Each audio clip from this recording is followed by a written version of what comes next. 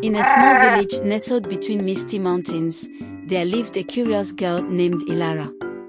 She had always been fascinated by stories of magic and adventure, often losing herself in the pages of old books. Her grandmother, who had once been a renowned storyteller, filled Elara's mind with tales of far-off lands, mythical creatures, and ancient sorcery.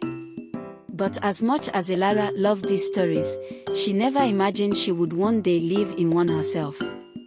One summer afternoon, while exploring her grandmother's attic, Elara stumbled upon a dusty, leather-bound book that seemed to shimmer in the dim light.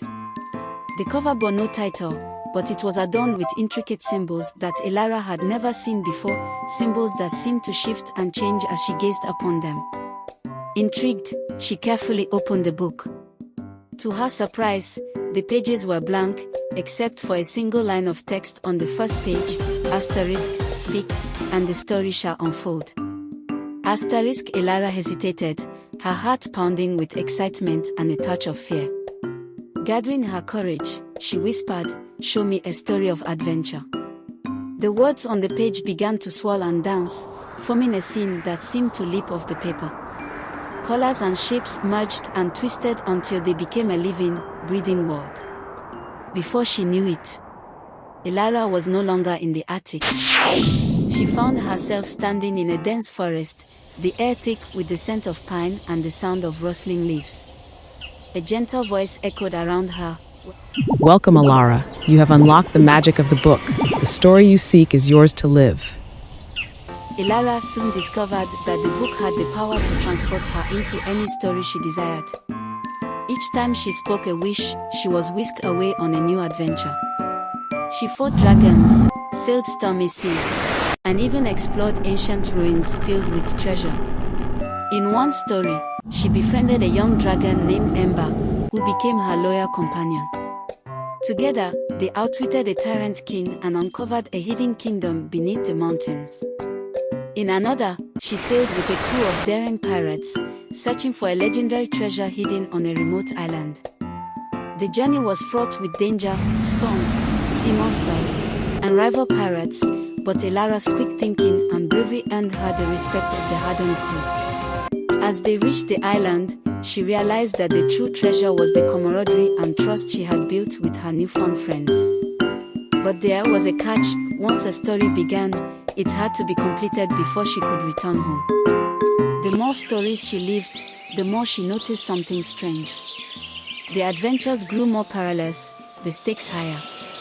The once vivid and joyful worlds began to darken, and Elara found herself facing trials that tested not just her courage, but her very soul. In one particularly harrowing adventure, she was thrust into a labyrinth filled with terrifying creatures, shadows that whispered her deepest fears and doubts.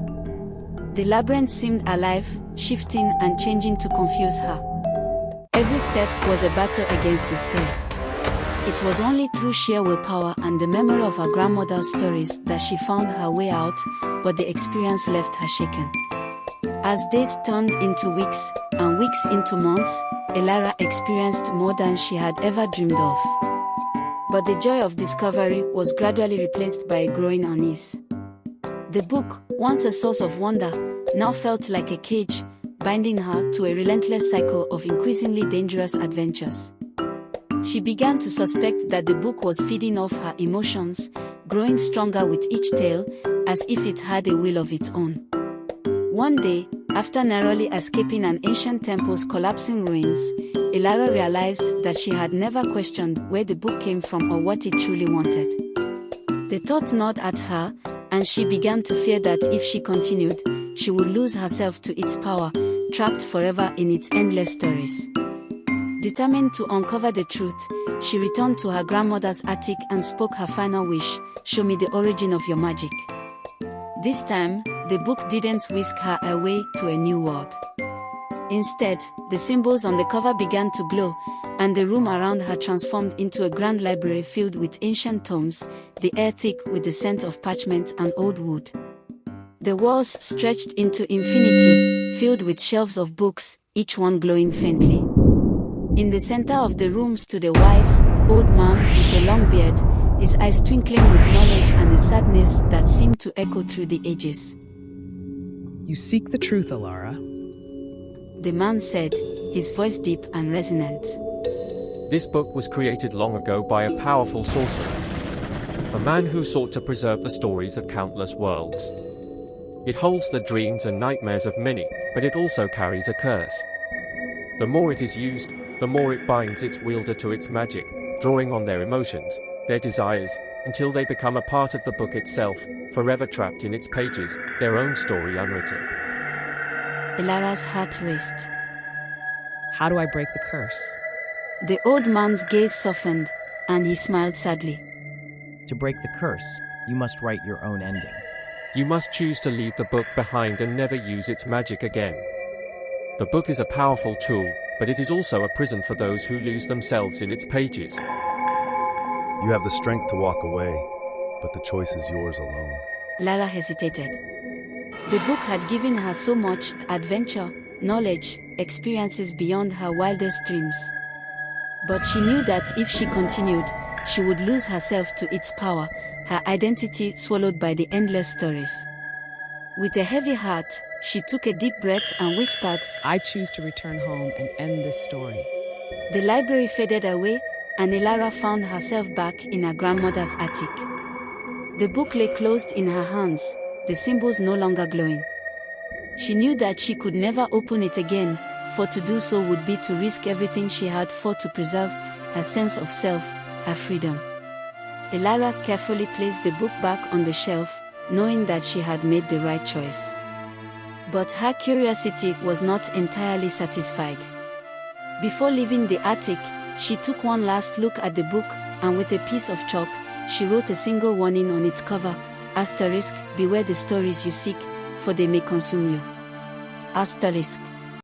From that day on, Elara lived her life with the knowledge that true magic wasn't found in the pages of a book, but in the choices we make and the stories we create for ourselves.